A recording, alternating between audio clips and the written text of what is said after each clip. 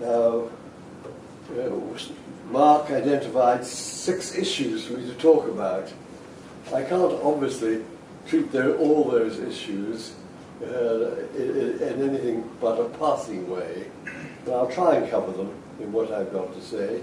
But I will focus on the 2 issues which are first mentioned in that list, which I think are absolutely critical. The first being the civil justice must provide access to justice. Otherwise, what is justice?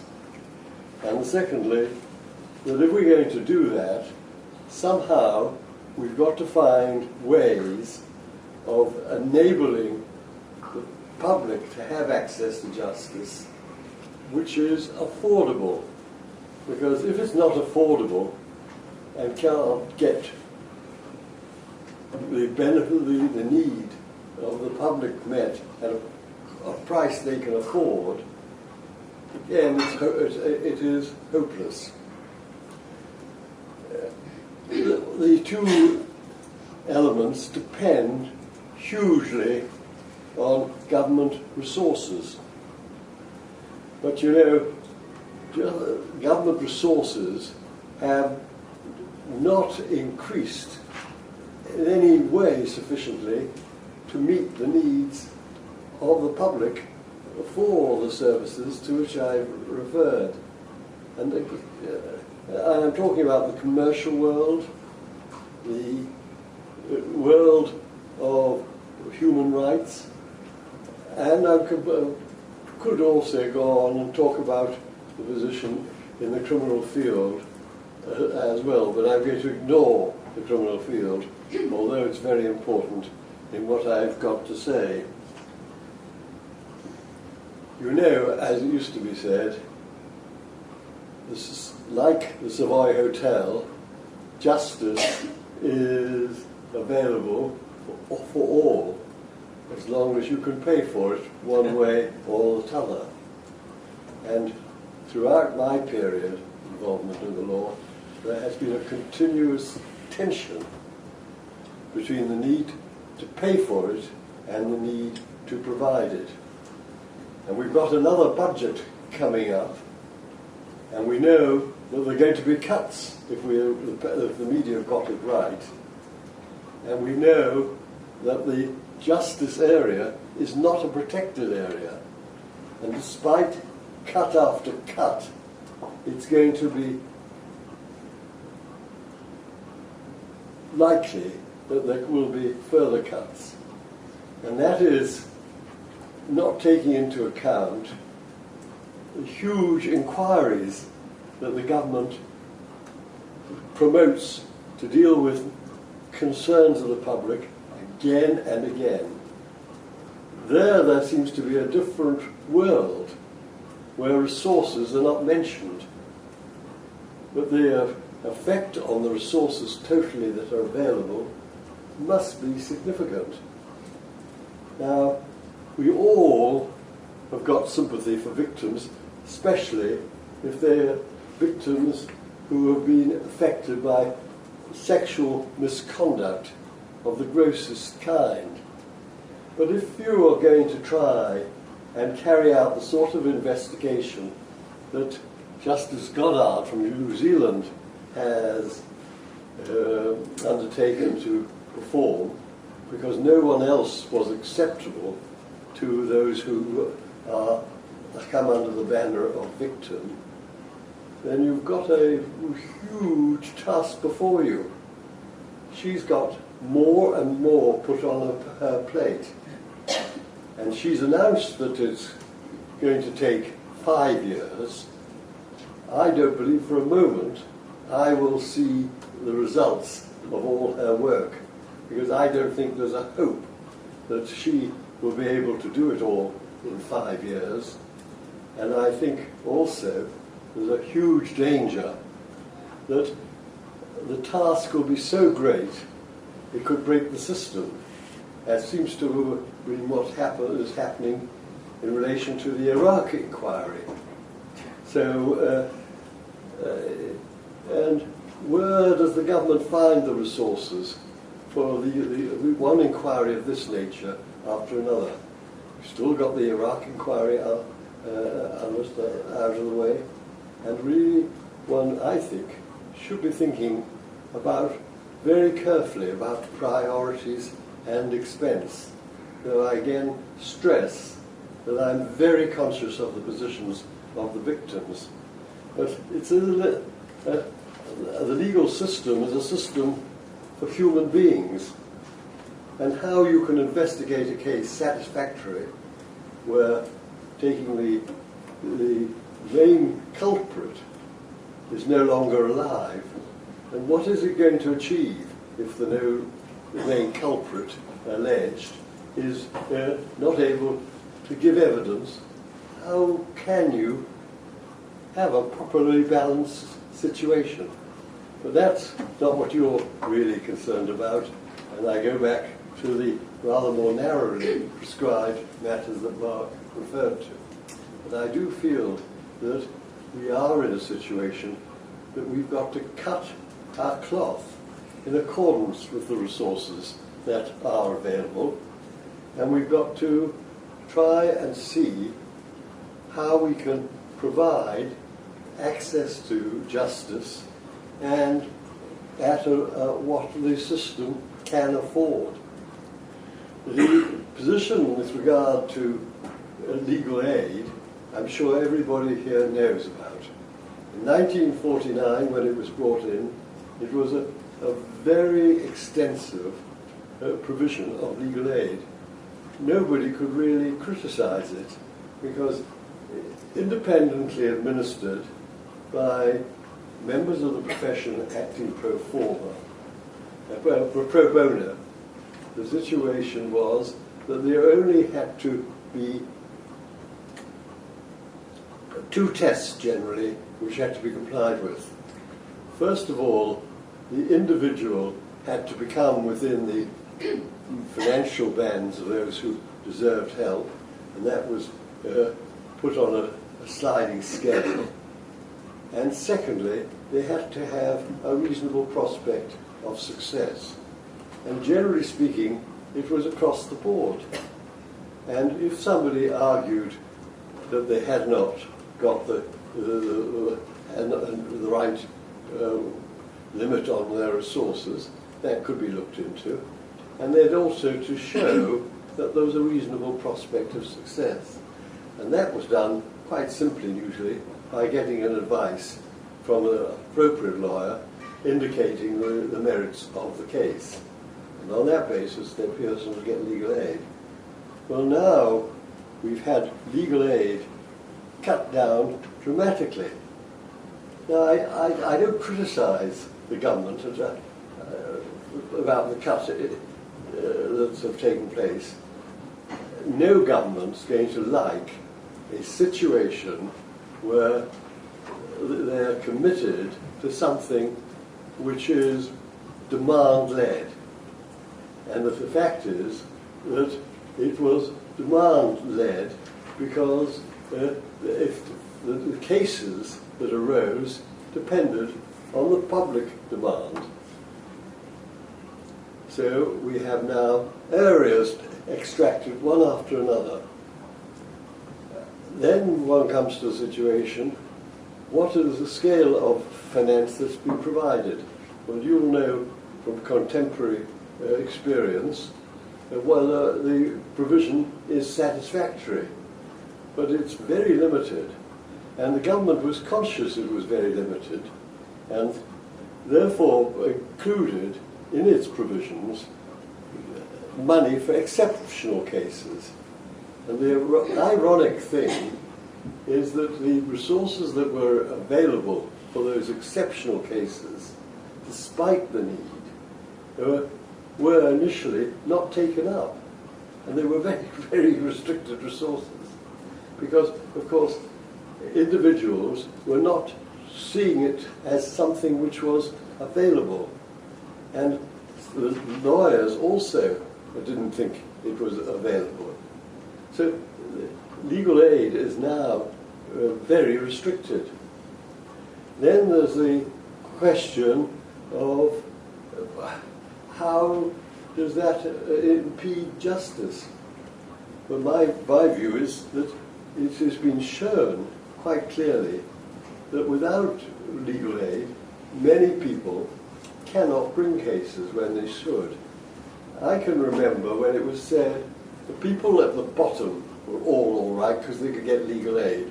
The people at the top were all right because they were commercial concerns with very large resources. But the fact is that in the middle, there's an increasing number of people who fall between both those categories, and to them, in the great majority of cases, it is a great problem how they bring cases. And it doesn't end there, because it's a very considerable problem for the courts, because judges find it very hard to conduct cases. I can speak from experience here. When one side legal have got barristers and solicitors, and the other side have not. How does the judge try and balance the scales between the two sides? What he will attempt to do as the judge is to give assistance to the litigant. And in small cases, and this is why the small claims court has been so successful, you could do it quite easily. But if you're in a big case, and it's got all the panoply of high court litigation, for example, the judge finds increasingly he or she is drawn into the battle, and by the assistance which he or she gives, it indicates very easily a sympathy for one side or the other. And either way, if a judge does that, the impartiality of our system is absolutely undermined. And the person who is unfortunate and doesn't succeed in the case says, I lost because the judge was helping the other side and not helping me. And it's so critically important that our courts used to always be able to give the litigant who got to before a judge the impression that, well, win or lose, they'd had a fair trial. And so those are problems. And this is why I think cutting at this, the legal system is very, very sensitive issue. And it becomes particularly sensitive when it can have a double knock-on effect.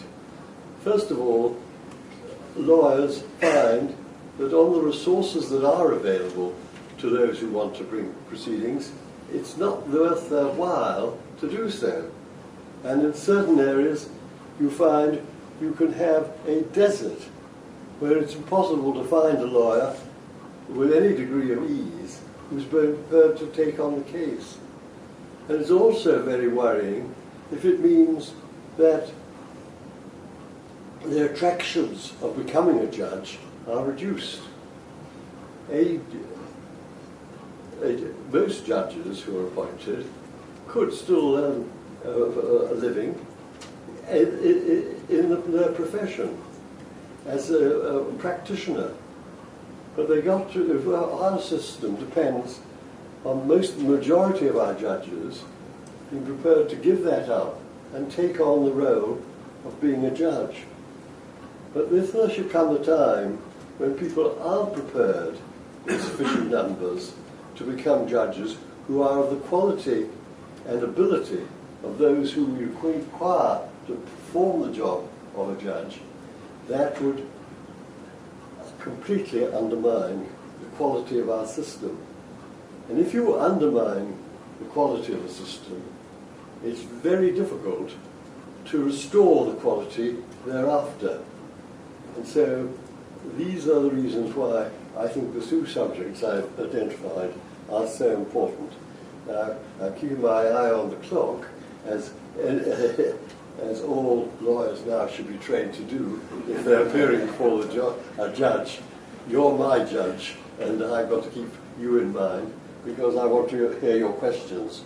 But these are reasons why I fear that we're in danger of killing the goose who lays the golden egg, and which has earned money to this country from abroad and at home through their skills and speciality in providing justice. And this applies in an area where Mark Solon played an important part, expert evidence. Experts are becoming more and more important, both in regard to practice and as witnesses. If you have experts who know their complicated subjects that can come before the courts, then they can make a huge contribution to dealing with the work in an efficient and effective manner. I'm involved with a body called Prime Finance, who provides experts to deal with these big financial cases which we've had to deal with in our system and in other systems on an international basis, where a large bank has collapsed or a matter of that sort. And they, first of all, act as an assurance of the quality of the experts they provide to give evidence. But they also provide expertise in managing the disputes because of their experience. And it's amazing what different timescales can be produced by expertise. And the new financial list in our commercial court, as indeed the commercial court building itself, it provides the sort of setting that is needed for dealing with litigation in the world we live in now. And my fears for the future of litigation are, apart from the concern about whether we'll continue to attract the top practitioners to become judges in the commercial court, there are the facilities which are needed to deal with the work expeditiously. But you know, if you develop expertise, then that provides what one Chief Justice said, a motorway for litigants who want to come to court. And that in itself generates more business than before. And I think that's a good thing, because if they need justice, they should be able to go to court. But of course it does mean that we've constantly got to be moving forward and finding ways which we can do things more efficiently and more quickly. And that we have nowadays external services that will help us to do that, which were non-existent in my days of practice, where discovery can be overtaken by a body, a specialist body, or any particular issue we can think of, there will be some specialist body who concentrates on that and doing it more efficiently and more quickly than it's been dealt with in the past. But all of this is producing what I referred to as the motorway, which generates more and more business. And we really must be continuing to review our skills so as to ensure that we can do that. And now the final word that I want to say, as the clock approaches 9:30, is about standards of conduct, which was one of the matters that were listed by Mark. And it is critical throughout this that we concentrate on our professional standards, whether we're judges or practitioners, because if the public are going to have the faith which they need, and I include one in the public, large commercial concerns, often international concerns, then we've just got to try and find ways within the competitive and money-driven system that we already have, how we can do that. We've got to be responsible in the way we charge. The difference between being a professional and being a non-professional and providing services is that the professional person will charge reasonable fees, but will regard it as unprofessional to have no regard to what he's doing in return for the fees he receives, and make sure that they are responsible fees. And I'm afraid it's all too easy for us in the competitive world in which we cease to exist to forget the importance of being professional in the way I've just described. Now, that's my opening. I hope it does say things which you regard as relevant. I think they are important, and I'm very happy to answer questions. Yes, Lord Woolf, thank you. Access to justice. Do you think this is being denied by the government by increasing court fees, possibly frightening away foreign litigants, threatening to surcharge city solicitors, don't surcharge consultants in Harley Street, by suggesting that in criminal cases, though this has since been dropped, that defendants should pay their own way and contribute towards the cost of the case? These are litigious matters. In non-litigious, which of course is not what you're speaking about, the possibility of increasing, people can't help dying, but they can help litigating, increasing probate fees to £20,000. Do you believe that it's right for the government to take these measures, or should funds come out of general taxpayer money like the National Health Service, the police, defence and any other public facilities and public services that we have? It's working. Well, that's a very, very good question, and does raise very substantial issues. And issues which I think some of the general remarks I made reflect upon. First of all, if the lawyers and the judges are to exercise the highest standards, so should the government departments that deal with the justice system exercise similar standards. And I certainly take the view that extracting court charges, which in some jurisdiction would be regarded in themselves as of doubtful constitutionality, the government must be responsible and must relate those to the services that are provided. And I know the government will say, well, that's exactly, or I hope they would say, that is exactly what we've done. But one sometimes thinks, and one can't help thinking, as possibly you have in asking me questions that you've had, that the question of proportionality has been lost sight of. And certainly I would not myself approve of a government asking fees which are outside the scope of what is provided. By all means, you could charge a reasonable fee towards the costs of providing a service. But it's the obligation of the state to fund our system. And in doing it so, it shouldn't place the burden unduly on a particular section of the community. Thank you. Next question. May I just raise a question actually, which a lot of people, and probably our audience here, will say, I've got a young person who wants to enter the law as a profession. Would you advise them to say, yes, it's a great profession, or, my God, get out before it's too late? Yeah. Well, Mark, I've no doubt I would advise them it's a great profession. And it should be a profession that anyone can take satisfaction out of being a member of it. And I always thought that I was very privileged to be practicing and become a judge within our system.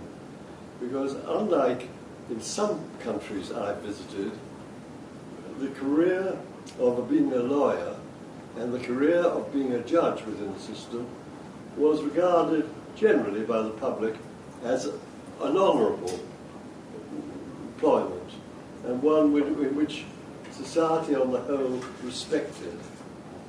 And I would hate to think that our standards would sink below the standards that I knew, so that the reputation of the profession was to be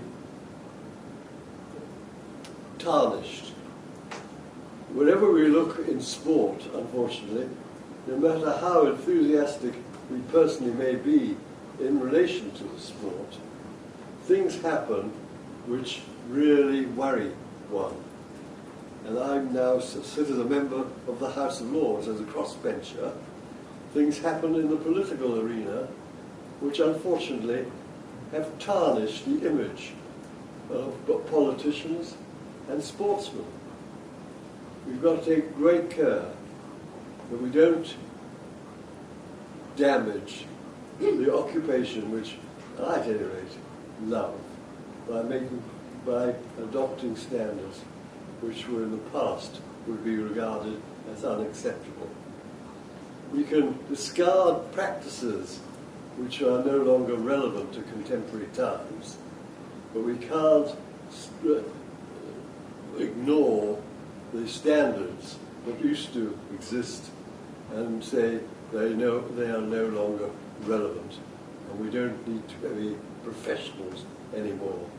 We can treat ourselves merely as in it for what we can get out of it financially. A gentleman there, please. My name is Tariq Chaudhry and I'm for Kingdom Solicitors. My question is, what is your comment about the British Bill of Rights in place of Human Rights Act? That's it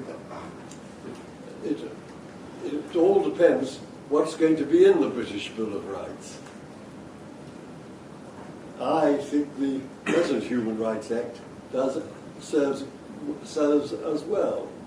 But I'm not entrenched, and if they produce a new British Bill of Rights, and we're waiting to see it, and I'm a member of the Joint Committee of Parliament, which is looking into the question of human rights, then I don't have any entrenched views which says we can't have our own Bill of Rights. But one thing I think is absolutely critical is that it should not be a bill which provides inadequate rights. And I hold judgment until I've seen the evidence. And the evidence will be what the government proposes when compared with what exists here. But it's got to be something worthwhile, because if we have a new British Bill of Rights, then we're going to have a lot of work to do, both in the courts and as lawyers, to absorb that new bill. Since the old Bill of Rights came into being, day in and day out, the courts and lawyers have been dealing with it. And there's accumulated a wisdom about applying it. We don't always get it right, but we have, over time, seen things that have not been constructive and tried to put them right. But I don't know whether that's all going to be swept away. But if it is, as I think it will have to be, because it's a new document and will have to be reconsidered, there's going to be great uncertainty. It will take a number of years to work it out. What is the consequence of the new bill?